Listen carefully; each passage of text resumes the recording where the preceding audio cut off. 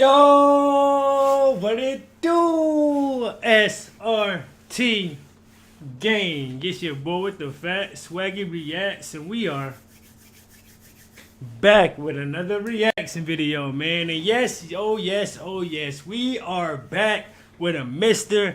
Nightmare. Now I know it's been a smooth little minute since we did a Mr. Nightmare video, but we about to dive right back into his content, bro. Cause I know y'all been asking and requesting for more Mr. Nightmare, and it's only right for me to go ahead and give you guys what you want, man. Today we're gonna be checking out like his newest video that dropped, like boating horror stories. Now, have any of you guys ever been on a boat?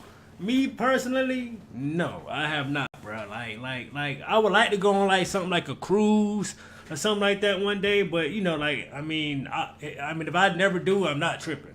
You feel me? Like if you guys ever been on a boat before that, or whatever, I mean, let me know how the experience was and this, that, and the third, and did anything crazy happen? Know what I'm saying? But like, share, comment, subscribe, gang. Let's get into it, man. Let's go. Before getting into today's stories, I want to talk about today's sponsor, Morgan & Morgan. When my dad was a bit younger, he got into a serious car accident that left him with a few injuries. The other driver was at fault completely, and while the other driver's insurance covered the damages, my dad still suffered major pain and suffering. At the time, he never considered hiring a lawyer because the prospect of it was daunting, but little did he know he could have had a lawyer fighting for him without getting off his couch. Morgan & Morgan has modernized the injury law process so you can submit a claim and communicate with your legal team all from the convenience of your phone. Morgan & Morgan is America's largest injury law firm, having over 100 offices nationwide and more than 800 lawyers. With over $15 billion recovered for clients, Morgan & Morgan has a proven track record of fighting to get you full and fair compensation. Submitting an injury claim with them is so easy that it's more like using an app rather than hiring a lawyer. In fact, it could even be compared more to ordering takeout than hiring a lawyer. In just 8 clicks or less, you can submit a claim without ever having to leave your couch. If you're ever injured in an accident, you can check out Morgan & Morgan. For more information, go to forthepeople.com/Mr. Nightmare or dial pound law, which is pound 529 from your cell phone. Oh, that's easy. Damn, it jumped right into another ad, huh? Like, come on now. You're not ready for it. Let's go, Mr. Nightmare. Let's go.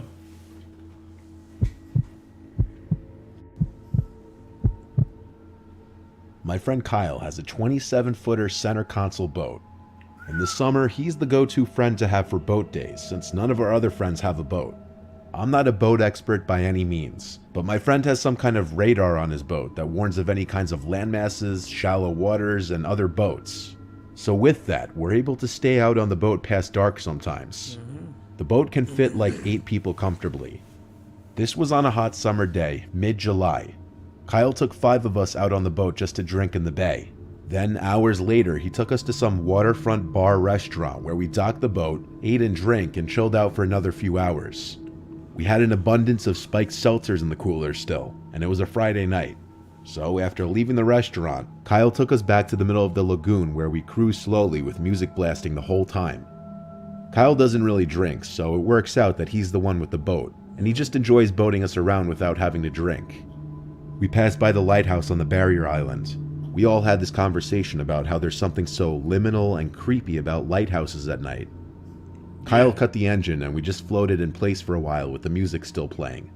As everyone talked, I was kind of mesmerized by the lighthouse, finding myself looking at it over and over. I think because I was so drawn away from the conversation that was being had, that I was the one to pick up on a screaming voice from the distance. I said, "Yo, cut the music," a bunch of times before whoever was on aux paused it. I said I heard a scream from the distance. We were currently floating next to an island that sat in the middle of the mainland and the barrier island. We sat in silence for a few seconds as we bopped around, and sure enough, I was right. There was a woman's scream for help coming from that island. Oh no, what? We all looked at each other, and I could see the horror on my friends' faces. The screams were absolutely coming from the island. We were too far from both the mainland and the barrier island for it to be coming from there. We yelled back as loud as we could, and the woman's voice called back, "Help." Yo. We all screamed, "Where are you?" And the woman's voice called back, "I'm being followed." Communicating like this was hard as we could barely hear each other. One more time, we called, "Are you on the island?" And she screamed back, "Yes." Kyle started the engine without hesitation and started bringing us over to the island. He anchored us when we were close enough to the shore of the little island. All 6 of us got off the boat and started looking around and calling for the woman. This matter became a lot more concerning when she said, "I'm being followed." Right. This island wasn't that big, and with 6 of us walking around with flashlights calling for her, surely we would have found her. On the opposite side of the island suddenly, we heard a blood-curdling woman scream, sounding like it was partially muffled. My friends and I all yelled at each other to meet on that side of the island. We all ran as fast as we could. I ran through painful brush barefoot, and by the time I got to the other side of the island, my feet were bleeding. But there was no one here. I met my friend Kyle and Jake, who were already there, and they said they heard the sound of a boat motor driving away. Oh no. There was also a fresh wake in the water, clearly from a boat that just left, but it was too dark to see anything deeper into the water. I called 911 and reported this so that Bay Patrol could be on the lookout for any mysterious boats with its lights off. A Bay Patrol boat came to Kyle's boat where we anchored, and we all frantically told the 2 officers aboard what just happened. They walkie-talkied to, I'm sure, every other boat on duty, and it became a whole manhunt. I don't think the boat was ever found though, because it didn't end up on the news or anything. Bro. All I know is there was no one on that island by the time we searched it. We were all so freaked out about this that Kyle brought the boat back to the marina, and we all just ended up chilling in his backyard, talking about what happened. To this day, we still don't know what that was about. There were no news articles of missing women as far as we knew. Was it some kind of kidnapping, or was it a group of assholes playing some fucked up prank? If anybody out there playing a prank like that, bro, come on, bro. You can't be doing that to people, bro. Like, what is wrong with y'all? Who would do that, bro? A joke?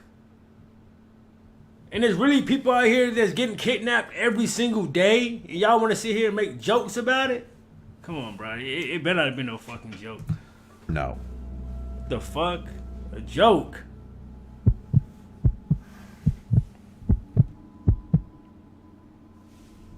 This is a story from my uncle and my dad that they've told countless times at family gatherings, and it still creeps us all out just as much.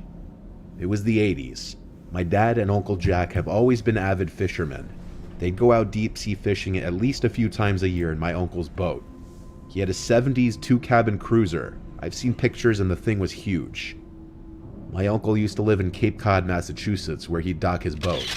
My dad would go up there for a weekend once in a while to go out to sea for a night with my uncle. I've never been into fishing. My dad tried to get me into it, but it's not my thing. Yeah. I'm also not going to pretend to know much about fishing, but I know the fish you catch will be bigger and more abundant the deeper into the ocean you go. I think they'd primarily go for striped bass, tuna, and cod. They'd go about 20 miles out to sea and just catch whatever they could fit on the boat. Do you guys go fishing a lot? Like, if you do, let me know down in the comment section as well. You know what I'm saying? And like, if you guys do go fishing, how many fish? Well, like, what was the most fish that you guys caught in a day? I would like to know that. You know what I'm saying? Let me know. They used to be so obsessed that my uncle's walls in his house to this day are still covered 90% in pictures of him and my dad holding fish. This one time though, it was a very unexpectedly cloudy night, and it was a new moon.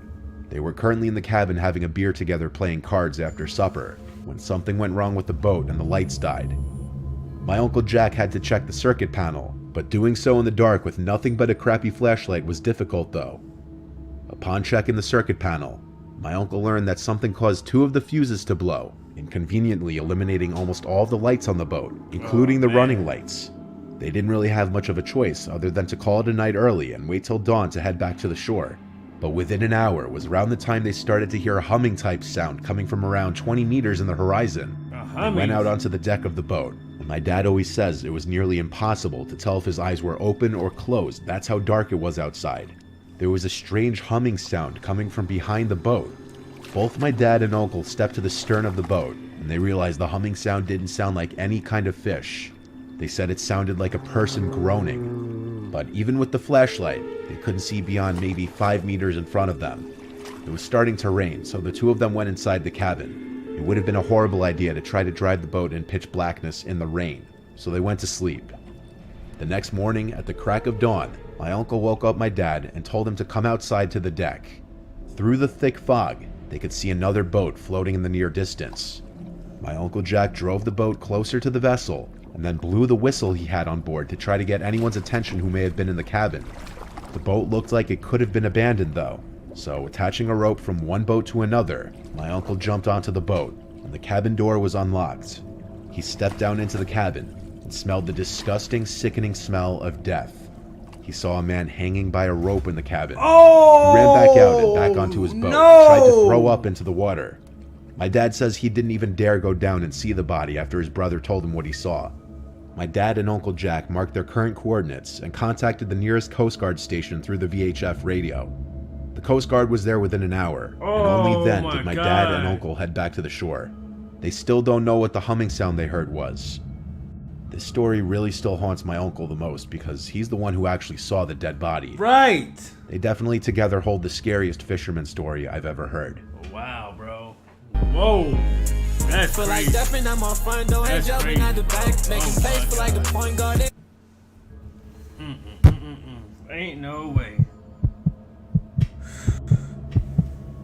A dead body? Sheesh. I live on a private canal in Florida with my family. I'll keep the rest of my location private. Basically, it's a 15-minute ride out of the canal into the ocean. We have a couple jet skis and a boat, a 35-footer 2007 Proline Express. My dad's baby. He's the boat guy. The jet skis are for my sister and I. So there's 4 of us in the house. My mom, dad, sister, and I. I'm 23, she's 26. Nothing I say in the story will be me bragging at all. I'm just stating facts to help put the story into perspective. We have a few houses around the country. One in California, one in New York, and one in Florida. Hey, damn, Our main bro. house, I guess. Hey, bro, let me get one of them things. Let me get the one in Florida. You feel me? Come on, bro. Help a brother out. You got 3 of them. You feel me? Come on, now. One in California, one in New York, and one in Florida. Our main house, I guess you could say, is our Florida house because that's where my sister and I... Wait, never mind, man. House. Well, let me get I don't know about New York, bro. I don't got time to be getting shot. Well, I'm get shot if I go to Cali too. So, I'm just giving me one of them. It don't matter, bro. grew up and went to school. It's in a gated community. Our parents are gone a lot of the time out of state, leaving the house to my sister and I and our dog. We have a nice house, and when we're alone, we sometimes have parties and large gatherings in the backyard because our house is the last house on the canal, and next to the house is a little marsh. The canal keeps going a little bit beyond the house, then cuts off in the marsh. So in one direction, we have complete privacy from any neighbors. One really hot day, my sister and I... Bro, look at this shit, bro. Like this is... houses in Florida right here, bro. This is crazy, bro. Look at it. This is like yo. Wow. We have complete privacy from any neighbors. One really hot day, my sister and I took our jet ski. These beautiful ass houses, bro. Look at these houses, bro. Out. Like I said, it's a 15-minute ride out of the canal where it opens up into a bay. Then we either ride in the bay or sometimes take it under the bridge and out into the ocean. Sometimes the ocean will be too choppy though, so we usually ride in the bay depending on the tide. There's always a lot of boats hanging out in the bay area. After a while of riding around, we stopped in the middle of the bay to just chill out. Only minutes later, a medium-sized boat came over to us, and an older man driving it started making conversation with us. He had to be in his late 50s or early 60s. He was on the heavier side, he had a bit of a gut, and he had a beer in his hand, as he's driving a boat for the record. He basically opened up with asking about our jet skis and telling us about his jet skis and his huge house on the water. He invited us to come swim in his pool, and when we said no thanks, we have to head back soon, he asked where we're from. Like I said, I'm not bragging, but my sister and I are good looking, so we do get the occasional creepers talking to us. We were vague answering his question and just said from the area. My sister did the honors of turning her jet ski on first, indicating we were leaving. We waved goodbye in as friendly a way as possible and started riding around again. We looked at each other and laughed when we got away from his boat. He was mildly creepy for inviting 2 girls who could be his daughters to swim in his pool, but we've seen worse. Weirdos, man. Not long after, we decided to call it a day and bring the skis in. We idled through the canal, and we were about 80% of the way there. We came to the part of the canal where it intersects with our canal, kind of like a T intersection, and we were now in our part of the canal when we noticed a boat not far behind us in the intersecting part we just passed. Hell no. So now It looked like the boat of the man who stopped us before. He was just very slowly drifting forward, passing our canal. We didn't know if he followed us or if he lived down the intersecting canal, but we continued home and docked our jet skis. What happened next was where things got really weird. We were washing our jet skis, and we noticed the man's boat approaching our house in the canal. Oh, nah. See, nah. At this point, my boy, you already know the slogan, bro. You about to catch a few hot ones. Why you following me, bro? Like, stop. Like, what's up with these weirdos out here in the world, bro? If they clearly not interested in doing nothing, like, why y'all gotta sit here and follow them and be weirdos, bro? Just go on, bro. Like, come on, dog. He stopped his boat right in front of our dock and started talking to us again with his creepy smile, complimenting our house and backyard. Like, get away. My sister came out and said what was on both of our minds. Why did you follow us here? That's really creepy. Right. He replied that he lives in the community as well and just wanted to check our canal out. I don't care, bro. Like, get out of here, bro. Like, oh, you about to catch a few hot ones, my boy. Like, what are you doing? Like, I think he got the hint that we weren't comfortable and didn't want to talk to him. He turned his boat around in the marshy area and waved goodbye to us. I mean, and the fact that you know where I live at now, I definitely don't feel comfortable now. Know what I'm saying? Like, you know where I live. Like, nah, bro. Neither of us waved back. There's a certain point where you cut the friendly act when people are so outwardly creepy and weird. Know what I'm that saying? was one of those times. Come on, bro. We called our dad and told him about the creep. He wasn't happy with us for not getting the registration on his boat, which neither of us thought to do, sadly. Yeah. Things didn't end there. It was later that night that our dog started barking downstairs in the middle of the night. Both my sister and I woke up to it. Fucking weirdo. I looked out my bedroom window to the backyard, fucking weirdo, and I I bet. swear to God, I saw a large person running across the yard towards the dock, then jumping into something in the water. I lifted the window and looked out, but I couldn't see anything. My sister and I ran downstairs to look out the back door with the lights on. Whoever it was gone. But we'd be kidding ourselves if we said we didn't know who it was. Bro, it had to be that creepy man who followed us home. Exactly, bro. That's I what think having a big come dog on, in the bro. house was the only reason he didn't break into the house. We asked the neighbors on our canal if any of them had cameras that could see the boat from earlier, or perhaps anyone coming down the canal in the middle of the night. Our luck, no one in this gated community really has cameras. Not in their backyards, at least. Y'all should. Anytime we go out on the boat or jet skis Y'all now, should. I feel like in the back of our head. Well, like, that should be something that you guys need to invest in. Like, come on, bro. Like, come on, bro. For widows just like this, bro. Have shit around all y'all houses, bro. Every nick and cranny, like every window, every door. Make sure a camera is there, bro.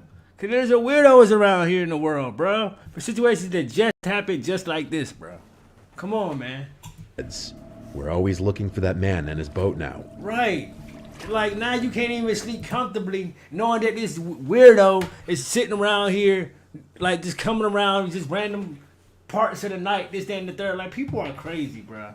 People are crazy. Shouts out to Mr. Nightmare, bro. Fire storytelling as expected. Tell me how you guys feel about this, man. Like, what video, like, you guys want me to check out next? By sending it in the comment section or sending it to me on one of my social medias down in the description, bro. Like, share, comment, subscribe.